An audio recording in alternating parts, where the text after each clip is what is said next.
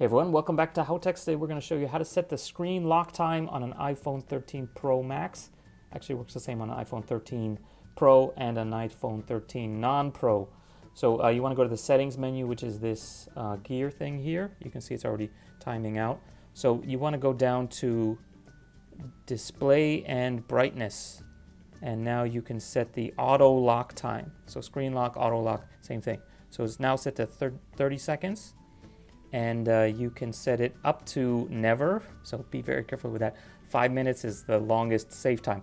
I would really strongly recommend against ever selecting never, because never means that if you forget to lock it, someone can pick up your phone 3 hours from now and basically access all your stuff. So definitely don't do never. But let's just say, for the sake of today, I'm going to set it to 5. And then that's basically it. If you have any other questions or comments, please leave them below. If you'd like to see anything else specifically for the iPhone 13 series, do let me know in the comments section below as well. Okay, check out our other videos. See you guys next time here on HowTechs.